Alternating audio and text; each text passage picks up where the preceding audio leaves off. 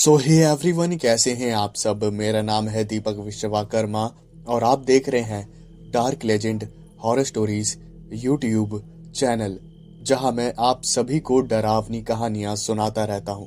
और आज आज जो हमारी सीरीज थी जिसका पहला पार्ट मैंने अपलोड कर दिया था, आज हम उस सीरीज को आगे बढ़ाएंगे और ये वीडियो होने वाली है उस सीरीज का पार्ट 2। तो मुझे पूरी उम्मीद है कि आपने उस पार्ट 1 को सुन लिया होगा, और अगर आपने नहीं सुना है तो मेरी रिक्वेस्ट रहेगी कि आप सबसे पहले जाकर पार्ट 1 को सुन ले, तभी आपको कहानी जो है वो समझ आएगी।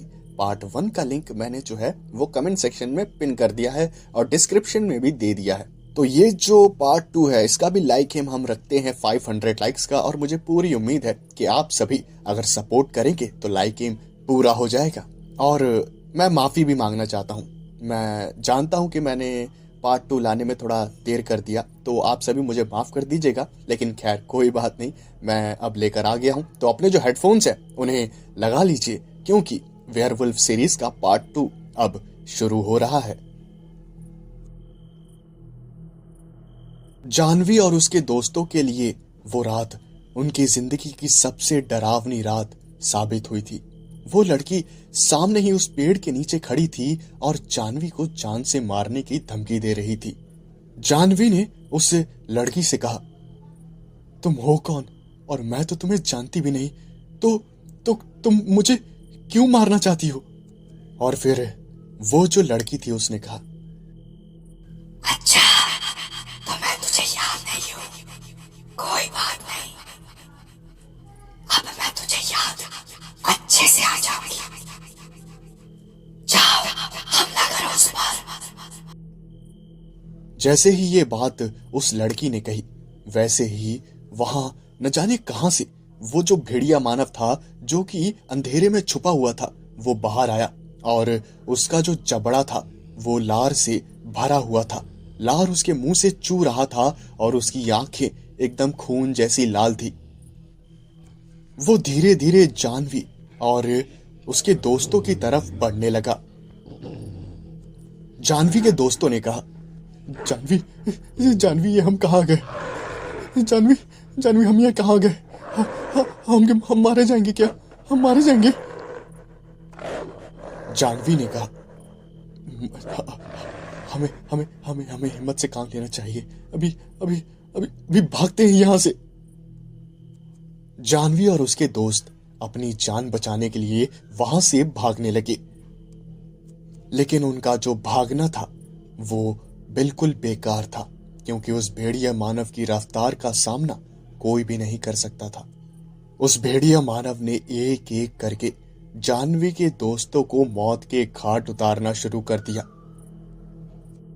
जानवी की आंखों के सामने ही उस भेड़िया मानव ने उसके सभी दोस्तों के टुकड़े टुकड़े कर दिए, और उसके बाद उन टुकड़ों को उस भेड़िया मानव ने जानवी की आंखों के सामने फेंक दिया।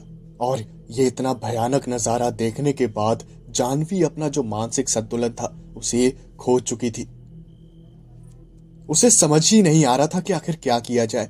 वो भागे तो कैसे भागे, क्योंकि उसके भागने का कोई फायदा नहीं था। उसे इस बात का अंदाजा था कि कुछ ही सेकंड्स में वो भेड़िया मानव उसे पकड़ लेगा, इसलिए वो उस लड़की से कहने लगी, देखो देखो देखो, मुझे छोड़ दो, मुझे छोड़ दो, मैंने तुम्हारा क्या बिगाड़ा है, मुझे छोड़ दो।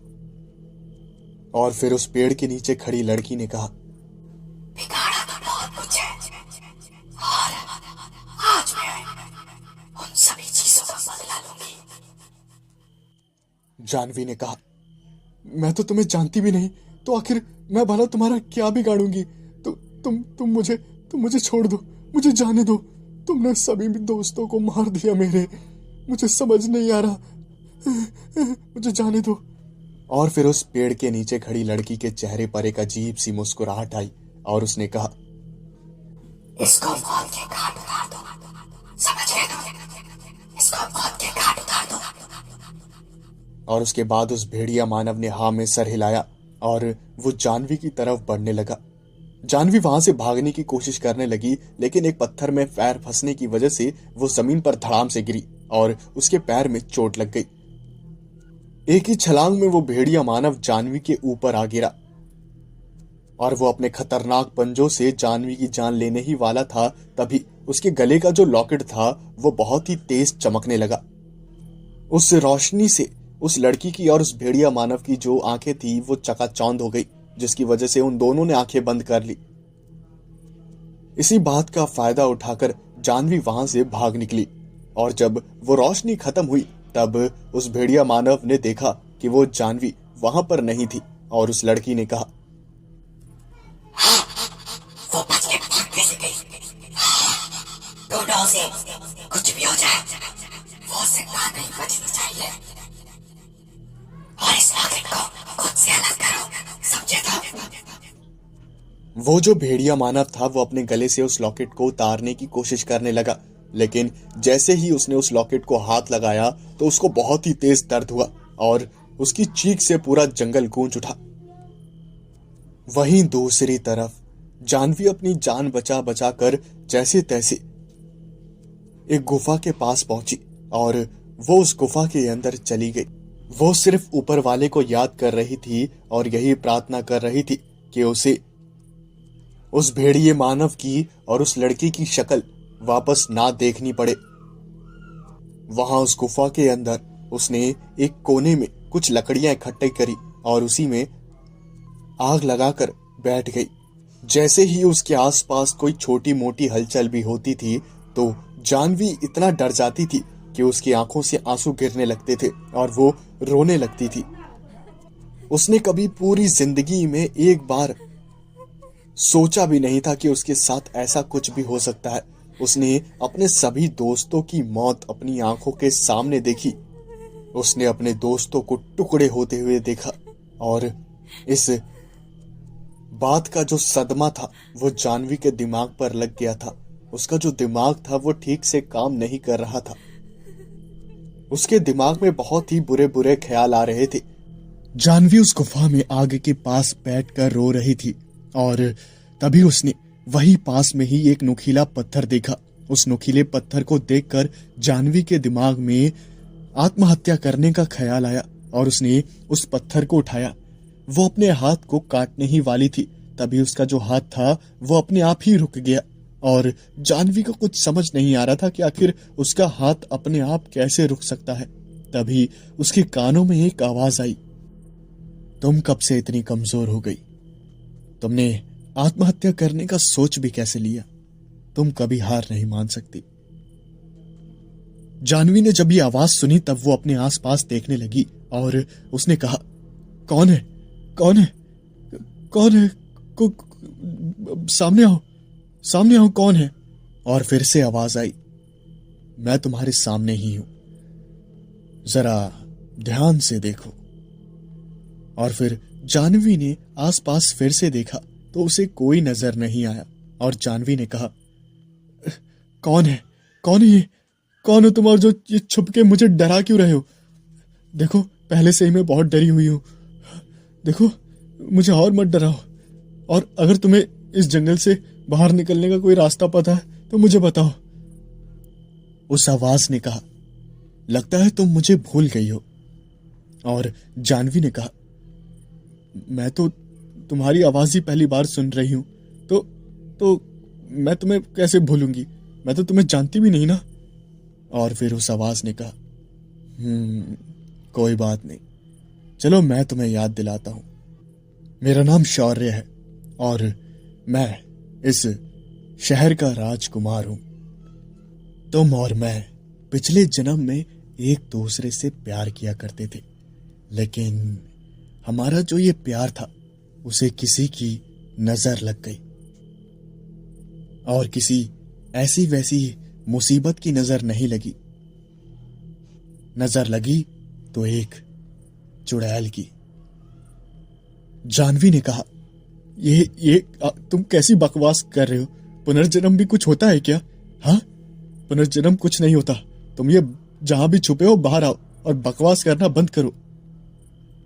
उस आवाज ने कहा, क्या तुम्हें पहले भेड़िया मानव पर यकीन था? क्या पहले तुम भेड़िया मानव पर यकीन करती थी कि हाँ, भेड़िया मानव सच में होते हैं? लेकिन तुम्हारा सामना भेड़िया मानव से हो चुका है, तो तुम्हें यकीन करना पड़ेगा। बस शांत रहो और याद करने की कोशिश करो। वो जो लड़की तुमने पेड़ के नीचे देखी, जो उस भेड़िया मानव को हुक्म दे रही थी, वो किसी जमाने में मेरी दोस्त हुआ करती थी। हम दोनों बचपन के दोस्त थे और मैंने हमेशा उस लड़की को एक अच्छे दोस्त के रूप में देखा, लेकिन उसने कभी मुझे एक अच्छे दोस्त की नजर से नहीं देखा, बल्कि उसने मुझसे प्यार कर लिया। जब हम दोनों बड़े हुए और उसने मुझे अपने दिल की बात बताई, तो मैंने उससे कहा, देखो, मैं तुम्हारी भावनाओं की कदर करता हूं और जो भी है, मैं बहुत रिस्पेक्ट करता हूं तुम्हारी, लेकिन मुझे माफ करना, मैंने कभी तुम्हें उस नजर से नहीं देखा। मैं शुरू से ही तुम्हें अपना एक अच्छा दोस्त मानता हुआ आ रहा हूं और इससे ज्यादा कुछ भी नहीं। मुझे माफ करो, मैं तुमसे प्यार नहीं कर सकता। मैंने उस लड़की का ना ही अपमान किया, ना ही उसे कुछ बुरा भला बोला, लेकिन उस लड़की ने इस बात को अपना अपमान समझ लिया और उस लड़की के दिमाग पर फितूर छा गया कि वो मुझसे बदला लेगी। उसने मुझे धमकी दी कि वो मुझे बर्बाद कर देगी, मुझे जान से मार देगी, लेकिन मैंने उन बातों को गंभीरता से नहीं लिया, क्योंकि मैं जानता था कि गुस्से में इंसान कुछ भी बोल देता है और मैंने उसका दिल दुखाया था। और जब दिल दुखता है तो इंसान कुछ भी बोल देता है। इसलिए मैंने ये सोचकर उस लड़की की बातों को दिल से नहीं लगाया और मैं उस लड़की के बारे में भूल गया। फिर उसके बाद मेरी जो मुलाकात थी वो एक गांव में तुमसे हुई और तुम मुझे बहुत पसंद आई। तुम्हारे अंदर की जो अच्छाइयां थी वो मुझे बहुत पसंद आई और मैं तुम्हें दिल दे बैठा। धीरे धीरे हमारी जो बातचीत थी वो और गहरी होती गई और हम दोनों को एक दूसरे से प्यार हो गया। जब मैंने तुम्हारे सामने शादी का प्रस्ताव रखा तो तुमने खुशी खुशी से हाँ कहा और वो दिन भी आ गया जब हमारी शादी होने वाली थी। लेकिन तुम्हें या मुझे किसी को भी इस बात का अंदाजा नहीं था कि वो जो शादी वाला दिन है वो हमारी जिंदगी का सबसे भयानक दिन साबित हो जाएगा। वो जो लड़की थी जो किसी जमाने में मेरी दोस्त थी, जो मुझे जान से मारने की और मुझे बर्बाद करने की धमकी देकर गई थी, उसने काला जादू करना शुरू कर दिया था और उसने हमारी शादी वाले दिन ही काला जादू करके शादी में आए हुए मेहमानों की जान लेना शुरू कर दिया। और ये सब इतना ज्यादा भयानक था कि कोई कुछ समझ नहीं पा रहा था। हर तरफ मौत का कोहराम छा गया था। हर कोई धीरे धीरे जमीन पर गिर रहा था और उसकी मौत हो जा रही थी। कोई कुछ नहीं समझ पा रहा था कि आखिर ये सब कैसे हो रहा है। बड़े बड़े वैद्यों को बुलाया गया, लेकिन उनकी भी समझ में कुछ भी नहीं आ रहा था। तभी वो लड़की फिर से वहां पर आई और जब मैंने उस लड़की को देखा तो मुझे महसूस हुआ कि आखिर डर क्या होता है। उसके आते ही आसमान में बादल आने लगे और अंधकार सा छा गया। आसमान में ही बिजली चमकने लगी। हर कोई अपनी जान बचाने के लिए वहां से भाग रहा था और मैं तुम्हें लेकर, हम दोनों की जान बचाने के लिए मैं जंगल वाले रास्ते से तुम्हें किसी और राज्य में लेकर जा रहा था। और वही ये जो गलती थी वो मेरी जिंदगी की सबसे बड़ी गलती साबित हुई। वो चुड़ैल हमारा पीछा करते हुए उस जंगल में भी पहुंच गई। उसने अपनी काली शक्तियों की मदद से तुम्हें एक खाई में फेंक दिया और जैसे तैसे मैंने तुम्हारा हाथ पकड़ा। मैं अपनी पूरी कोशिश कर रहा था तुम्हें ऊपर खींचने की, लेकिन उससे पहले ही उस चुड़ैल ने अपनी काली शक्तियों की मदद से मेरी आत्मा को मेरे शरीर से निकाल दिया और तुम सीधा खाई में जा गिरी। मेरी आंखों के सामने ही मेरा शरीर बेजान हालत में पड़ा हुआ था और वो चुड़ैल मुझे देखकर हंस रही थी। उस चुड़ैल ने मुझसे कहा, तूने मेरे प्यार को ठुकराया था ना? देख देख मैंने क्या किया। मैंने उस लड़की को जान से मार दिया जिससे तूने प्यार किया था। अब पता चला कैसा लगता है जब दिल टूटता है। लेकिन चिंता मत कर, मैं तुझे मारूंगी नहीं, बिल्कुल नहीं मारूंगी। अगर मैं मार दूंगी तो दर्द हमेशा के लिए खत्म हो जाएगा। लेकिन तू इस जंगल में हमेशा के लिए भटकेगा बिना शरीर के। हजारों साल तक तो इस जंगल में भटकता रहेगा, तुझे मुक्ति नहीं मिलेगी। समझा तू? समझा? और ये जो मेरा शरीर है, ये मेरा गुलाम होगा। उस चुड़ैल ने अपने काले जादू से मेरे शरीर को एक भेड़िया मानव का रूप दे दिया और उसे अपना गुलाम बना लिया और मुझे यहीं पर भटकने के लिए छोड़ दिया। तब से लेकर आज तक 100 साल बीत गए और मैं यहीं पर जंगलों में भटक रहा हूं और आज तुम आ गई और मेरा जो इंतजार था वो खत्म हुआ। तभी वहां पर जानवी को एक लड़का नजर आया और उस लड़के को देखते ही जानवी को पिछले जन्म की जितनी भी बातें थी सब याद आ गई और उसकी आंखों में आंसू आ गए। जानवी ने उस लड़के को गले लगाने की कोशिश करी लेकिन वो उस लड़के के आर पार निकल गई। उस लड़के ने कहा, मैंने तुमसे कहा ना, मैं सिर्फ एक आत्मा ही हूं। मेरा शरीर उस चुड़ैल का गुलाम है। वो तो अच्छा हुआ जो तुमने मुझे लॉकेट पहनाया था वो मेरे शरीर में ही रह गया। वो लॉकेट मेरे लिए बहुत ज्यादा खास था। और फिर जानवी ने कहा, हाँ, तभी मैं सोचूं कि वो भेड़िया मानव जैसे ही मेरे पास आता है तो उसके गले का वो लॉकेट चमकने क्यों लगता है। और फिर उस राजकुमार ने कहा, उस लॉकेट का चमकना ही, उससे निकलने वाली रोशनी ही हमारे प्यार का सबूत है जानवी। जानवी को याद आया कि वो जो लॉकेट था वो उसे एक बाबा ने दिया था और वो बाबा उसी जंगल के पास एक छोटे से गांव में रहते थे। जब ये बात जानवी ने उस राजकुमार को बताई तब उस राजकुमार ने कहा, जानवी, ये तुम कैसी बातें कर रही हो? वो बाबा अब इस दुनिया में नहीं होंगे। और फिर जानवी ने कहा, अरे नहीं नहीं, वो कोई आम इंसान नहीं थे। उनके पास बहुत सारी शक्तियां थी और मुझे पूरा यकीन है कि वो वहां पर होंगे। वो वहां पर होंगे। बस मुझे उस जगह पर जाना है। लेकिन मैं वहां तक पहुंचूं कैसे? मैं पहुंचूं कैसे? और फिर उस राजकुमार ने कहा, मैं तुम्हें वहां ले जा सकता हूं, लेकिन एक बहुत बड़ा खतरा है। और फिर जानवी ने कहा, कैसा खतरा?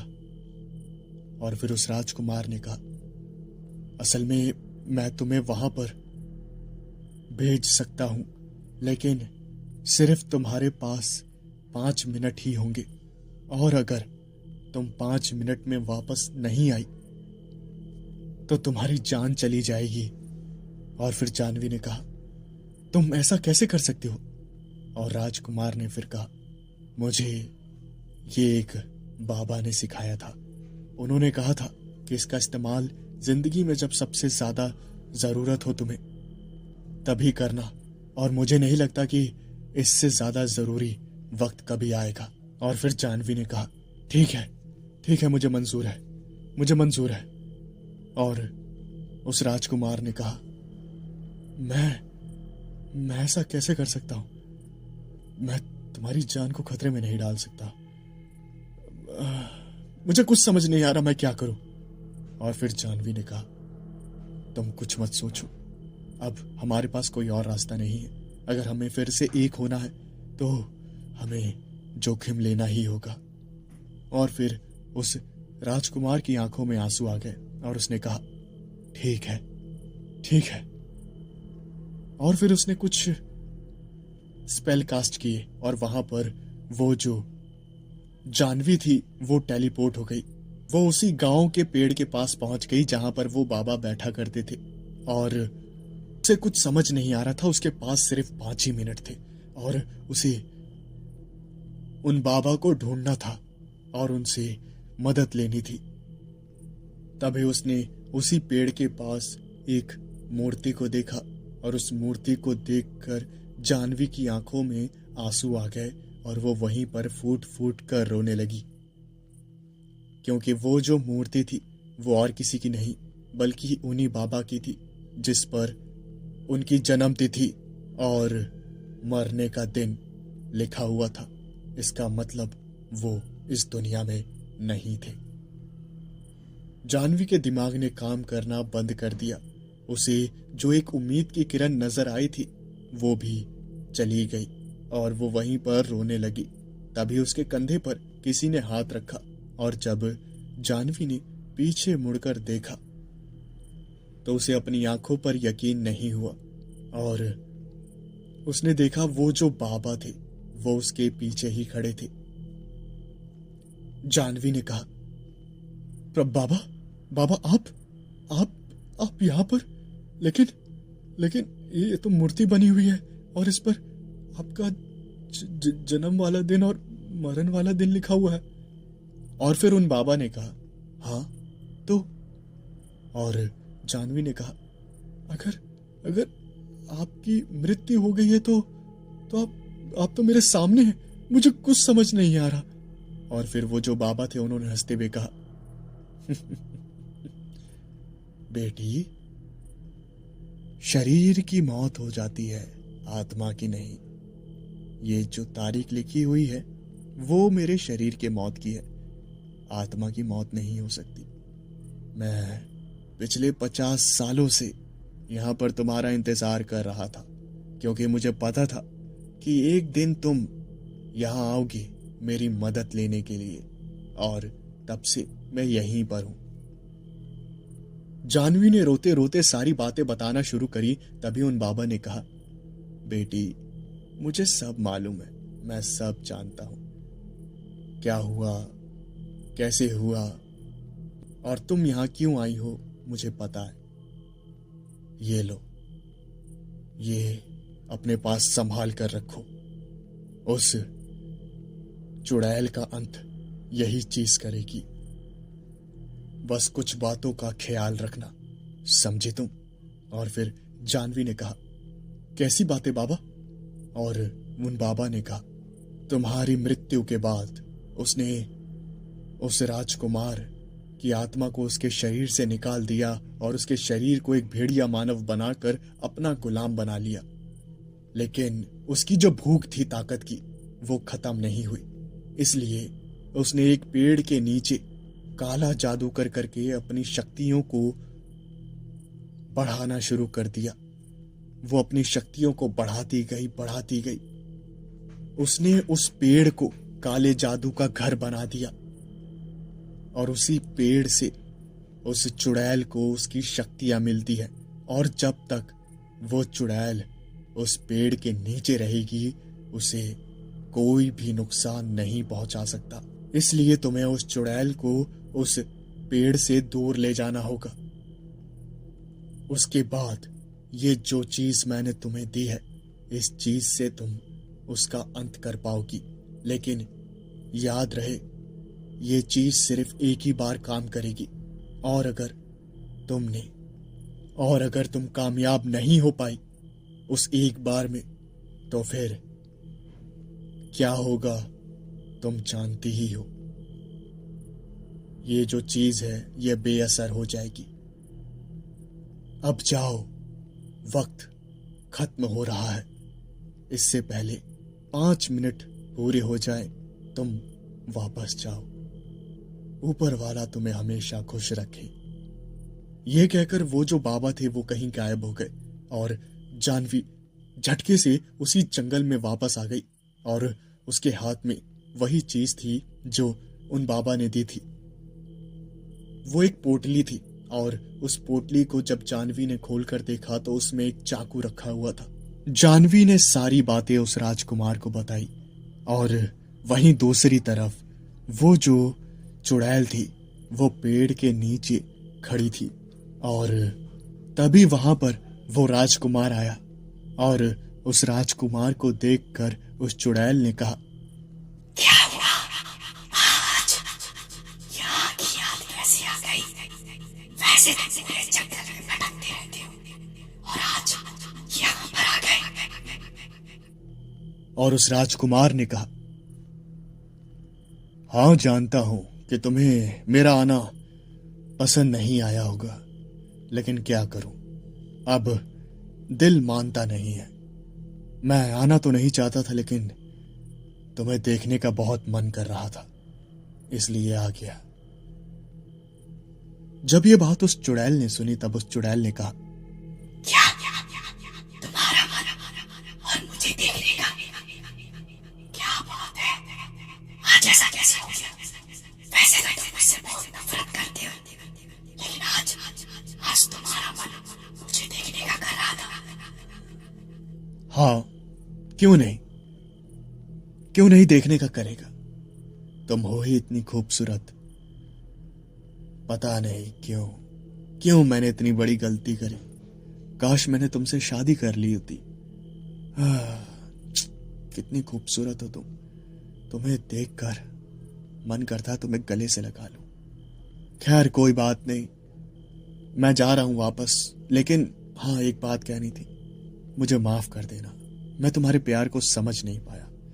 अब मैं इंसान हूं ना, इंसान से गलती हो जाती है, कभी बड़ी होती है कभी छोटी होती है, और तुम्हारे प्यार को ना अपनाना मेरी जिंदगी की सबसे बड़ी गलती थी, जिसकी सजा न जाने मैं कब तक भुगतूंगा। काश मैं कुछ ऐसा कर पाता वक्त में पीछे जाकर, मैं तुम्हारे प्यार को ठुकराता नहीं और मैं तुम्हें गले से लगाकर तुम्हें कहता कि हाँ मैं भी तुमसे प्यार करता हूं और हम दोनों शादी कर लेते। खैर अब जो गलतियां मैंने कर दी हैं उन पर रोकर क्या फायदा। मैं जा रहा हूं, लेकिन मैं वापस आऊंगा तुम्हें देखने के लिए, क्योंकि मेरा बार बार मन करता है तुम्हें देखने का। बस ये कहकर वो राजकुमार वहां से जाने लगा। तभी वो जो चुड़ैल थी उसने कहा, ठहरो, एक कदम आगे मत बढ़ाना।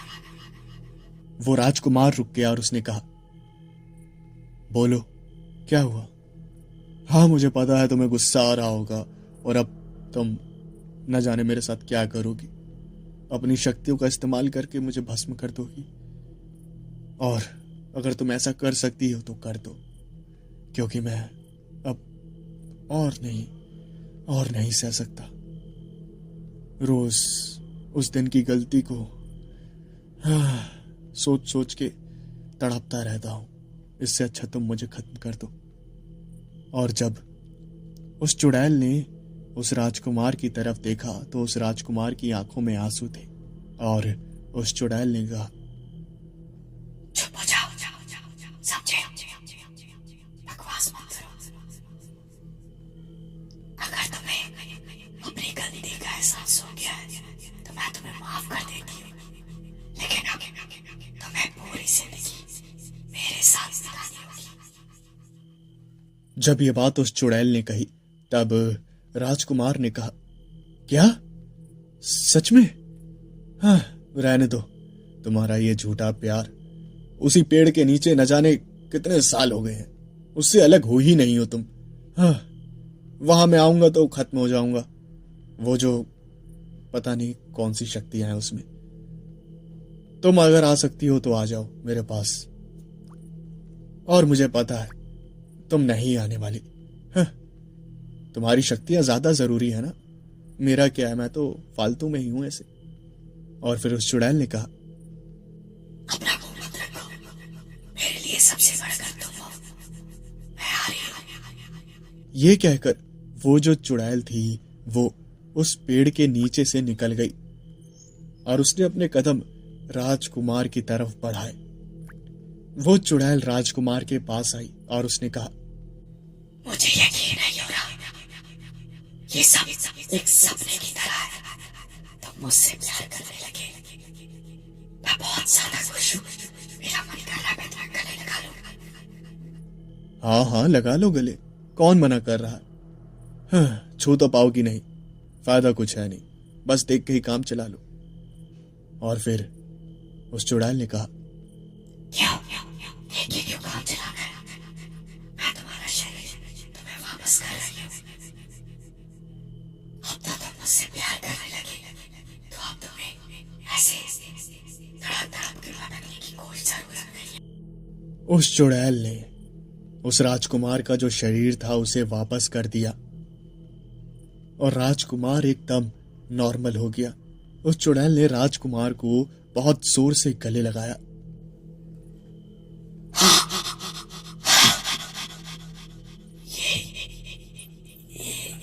क्या किया तुमने? ये क्या किया? तभी जानवी, जो कि एक पेड़ के पीछे छुपी हुई थी, वो बाहर आई और जानवी ने कहा, वही किया जिसके तुम लायक थी। तुम्हारे कर्मों की सजा तुम्हें दी है। उस राजकुमार ने उस चुड़ैल के पेट में वो जो हथियार था जो कि उन बाबा ने दिया था वो घुसा दिया था और धीरे धीरे उस चुड़ैल का जो शरीर था वो गायब हो रहा था। वो जो चुड़ैल थी उसकी आंखों में आंसू आ गए और उसने राजकुमार से कहा, प्यार देखो, प्यार ने क्या हाल किया मेरा।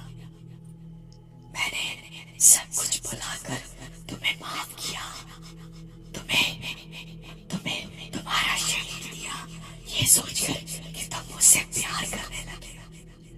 और तुमने क्या किया? तुमने ये बदले में मेरे साथ ये किया। पहले तुमने मेरा प्यार ठुकराया और आज तुमने मुझे खत्म कर दिया। सही कहते हैं, जरूरत से ज्यादा किसी को प्यार नहीं करना चाहिए, वरना अंजाम में सिर्फ मौत ही मिलती है। प्यार प्यार प्यार की बातें कर रही हो तुम? कैसा प्यार? हाँ, ऐसा कौन सा प्यार होता है जिसमें आप अपने प्यार के फैसले की इज्जत ना कर सकें? मैंने तो तुम्हें कुछ गलत भी नहीं बोला था। मैंने तुम्हें प्यार से समझाया था कि नहीं, मैं तुम्हें दोस्त से ज्यादा कुछ नहीं मानता। मैंने सिर्फ तुम्हें एक दोस्त की नजरिए से देखा, उससे ज्यादा नहीं। और अगर तुमने मुझसे सच्चा प्यार किया होता तो तुम मेरे फैसले की कद्र करती। लेकिन बदले में तुमने क्या किया? तुमने मेरे पूरे परिवार को खत्म कर दिया। तुमने मेरी आंखों के सामने ही मेरे परिवार की जान ले ली। क्या यही तुम्हारा प्यार है? मैं रोता रहा, मैं बिलखता रहा अपने प्यार की, मैं अपने परिवार की जान की भीख मांगता रहा, लेकिन तुमने उन सभी को इतनी दर्दनाक मौत दी कि उनकी चीखें आज भी मेरे कानों में गूंजती है। तुम्हारी वजह से इतने सालों से मैं यहाँ पर भटक रहा हूँ और तुम बात करती हो प्यार की।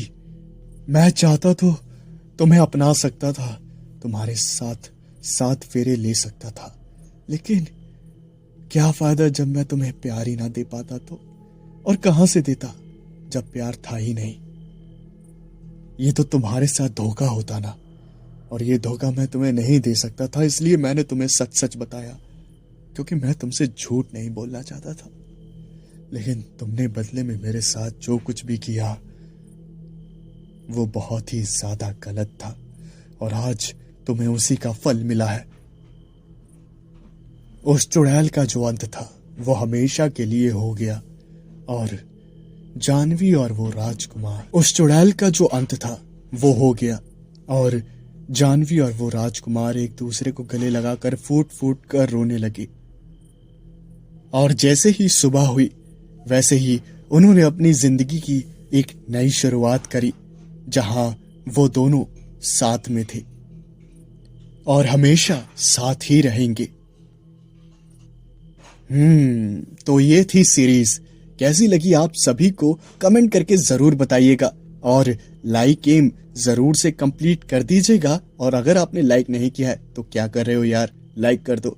कहानी और आवाज के बारे में आपका क्या कहना है कमेंट में जरूर बताएं और चैनल को अगर सब्सक्राइब नहीं किया है तो सब्सक्राइब जरूर से कर दे। मैं मिलता हूं आपसे नेक्स्ट वीडियो में। Thanks for watching.